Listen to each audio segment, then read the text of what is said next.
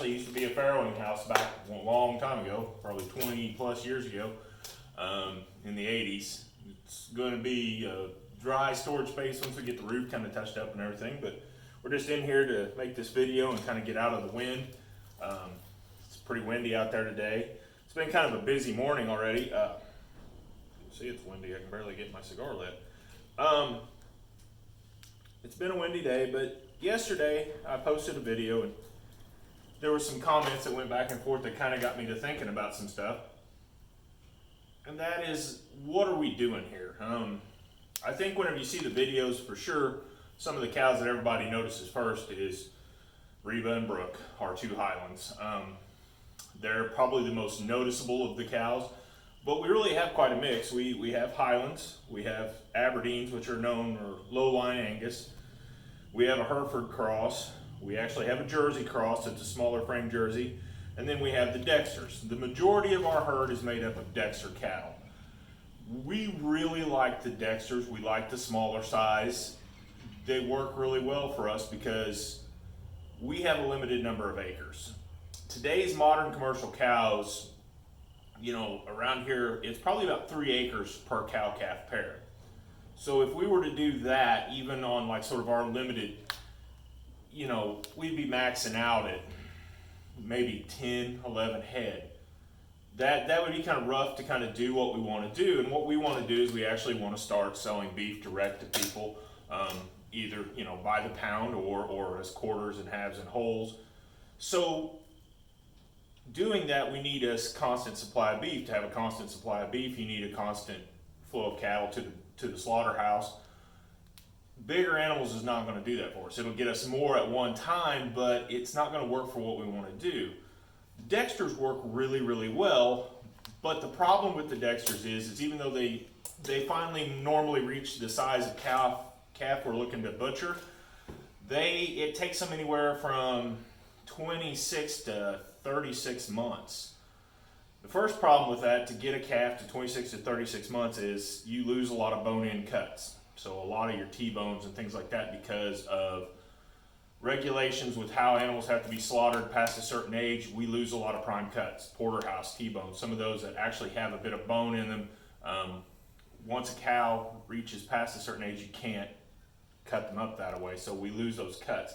The other problem is whenever you're limited on acreage, is that cow has to be on your property for 3 years to get ready to butcher. So for that amount of time, if you need an acre and a half of grass for that animal to graze, you have to have them on there for 3 years. So again, that really slows us down and cuts down the kind of production we're looking for. What we're looking for is a 700 to 800 pound calf at 18 to 20 months old. So if we can find a way to get that through some of these larger frame cattle, breeding them across to the Dexters, and kind of come up with this happy medium for this cow that will get us a steer at about 700-800 pounds, like I said, that's going to get us where we want to be.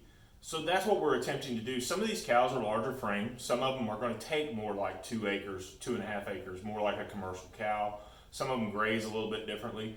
But each one of these cows, what our hope is as we find this good mix of a Dexter cross, we can find that sort of cow that produces those sort of things and gets us to that weight range that we want. It's going to be a slow process, but that's kind of the journey we're taking you along on this, is, you know, trying to find that perfect size of cow. Now in reality, there are already some cows that sort of would fit that mold. The Aberdeens come real close to fitting that mold, the low lines.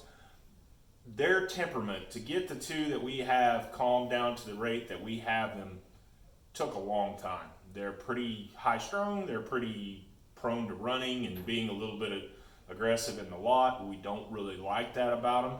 So, you know, the idea of just having straight Aberdeens doesn't really appeal to us.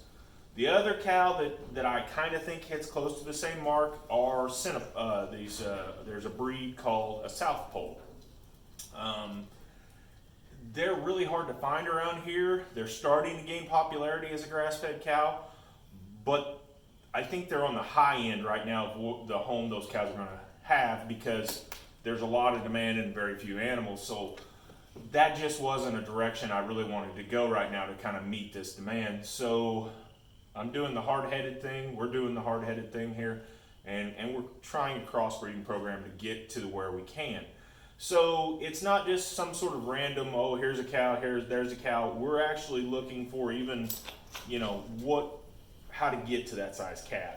So it's interesting. We're going to keep this experiment going. We'll talk a lot about our bulls and our bull selection and how we went about that as we move forward. But I just kind of wanted to bring everybody in on like what we're trying to accomplish and how we're trying to get to a certain thing and what our goal is. Our goal is not to have just this random hodgepodge of cattle. It really is to kind of try to find this happy crossbreed that gets us to the size of calves that we're looking for. I look forward to it. I hope everybody stays along, kind of watches the journey, and we get to see what happens.